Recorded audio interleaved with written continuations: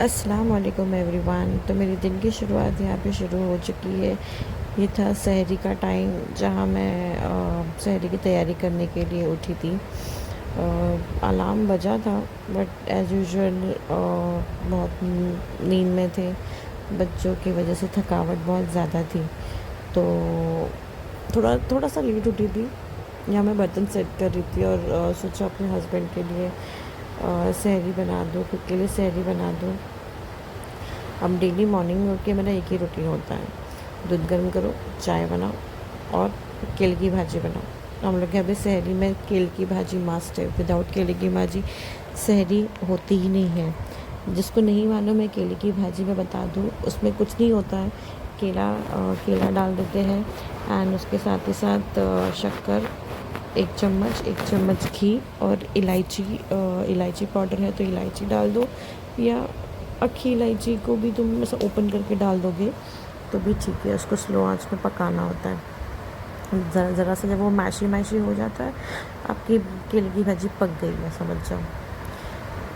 उसके बाद मैं कुरान शरीफ पढ़ के, नमाज़ पढ़ के सो गई। एंड देन ये next morning, I mean morning का ही वीडियो है। तो यहाँ मैंने अपने बच्चे को नाश्ता करवा दिया था एंड मैं खाने की तैयारी कर रही थी। मैं डिनर का मैं खाना ऑन आफ्टरनून में बना लेती हूँ और साथ ही साथ इफ्तार की भी तैयारी करके रख देती हूँ, ताकि जब इफ्तारी का टाइम हो तो मुझे बस फ्राई करना होता है। मैं सारे काम पहले ही करके बैठ जाती हूँ। एंड टाइम में करो तो मेरे कभी कभी ऐसा होता है कि बच्चे करने देते नहीं है, मुझे टाइम मिल नहीं पाता है, या हस्बैंड कभी लेट आ जाए तो उसमें मुझे देरी हो ही जाती है। तो इस वजह से मैं जब मेरा एक आफ्टरनून में जब मैं खाना बना लेती हूँ डिनर का, तो उसके साथ ही साथ इफ्तारी की भी तैयारी कर ही लेती हूँ। तो यहाँ मैं गोभी की भाजी बना रही थी। ज़्यादा कुछ बनाना था नहीं वैसे, क्योंकि दाल राइस तो मैंने मॉर्निंग में ही बना लिया था। सिर्फ गोभी की भाजी थी जो मुझे बनानी थी। वो सिंपल रहती है ये भी, गोभी की भाजी तड़के में ही बना देती हूँ, ज़्यादा झंझट नहीं। और बस इसी तरीके से मेरा वो दिन गुज़रा। हेक्टिक नहीं था अल्हम्दुलिल्लाह से। रोज़े भी काफ़ी अच्छे से गुज़र रहे हैं माशाल्लाह माशाल्लाह से, और इतने फास्ट जा रहे हैं कि क्या बताऊँ। बहुत जल्दी जल्दी सारे काम हो जाते हैं, दिन जल्दी निकल जाता है, पता भी नहीं चलता है।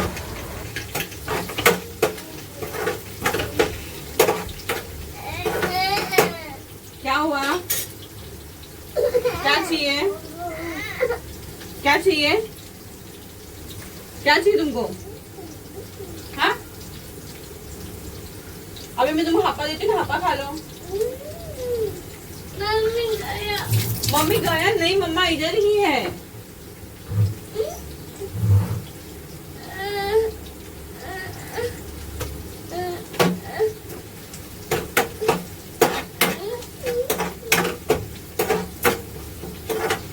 मैं जान, अभी मैं तुमको हापा दे रही हूँ ना, हापा खा लो। चलो, मीठा नहीं, स्वीट नहीं, no sweets, not good for you. Wait,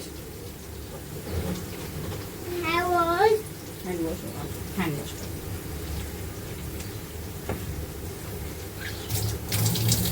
वाह, गुड बॉय।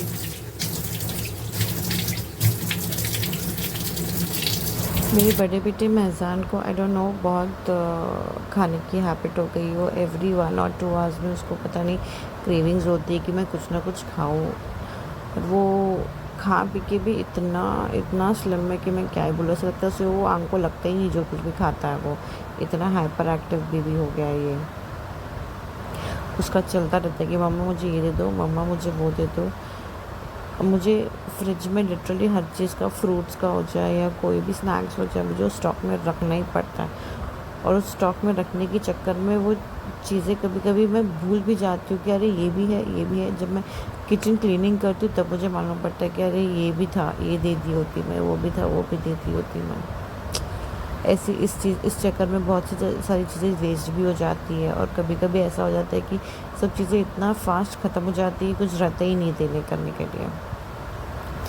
सारे बच्चे ये एज में आई डोंट नो इतना क्रेविंग्स कैसे कर लेते हैं, पता नहीं। उनको रात में सोने के टाइम में भी ऐसा हो जाता है कि मुझे कुछ ना कुछ खाने चाहिए।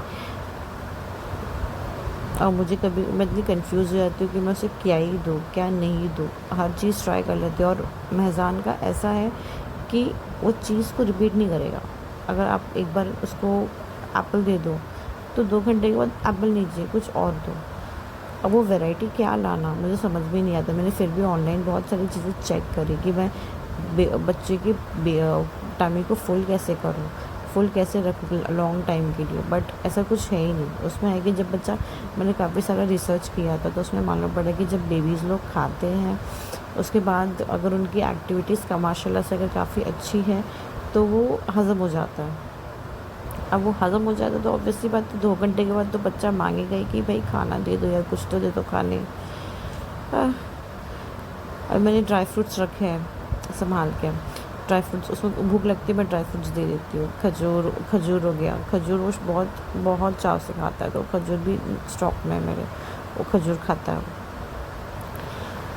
खैर कोई नहीं। यहाँ मैं कांदे अनियन काट रही थी, मैंने सोचा कांदे के भज्जे बना दूँ। उनको समझ में नहीं आ रहा था बिकॉज मैंने अब पूरे जितना भी रमज़ान जब से स्टार्ट हुआ है तब से मैंने हर एक डिशेस बना दी है। तभी ऐसा हो कि मैं भी क्या ही बनाऊँ, सब तो बना लिया है मैंने। तो यहाँ सोचा कि मैं सिंपल सी चीज़ बना लूँ, कांदे के भज्जे और समोसे तो रखे हुए ये बना के मैंने उसे फ्राई कर लूँगी। और हस्बैंड ने ऐसा हो गया कि आते आते उन्होंने मालपुआ भी लेकर आए तो मालपुआ भी हमने खा लिया।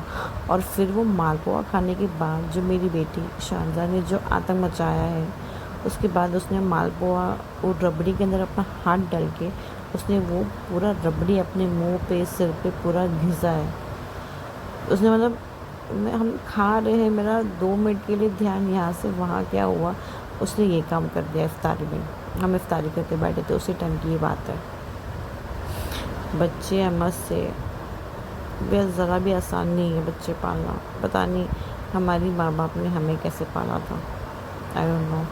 मैं तो इतने ऐसी फैमिली से बिलोंग करती हूँ कि जहाँ पे मेरे सारे चाची डैडी हम लोग सब भले ही रहते एक जगह बट सबके घर अलग अलग है।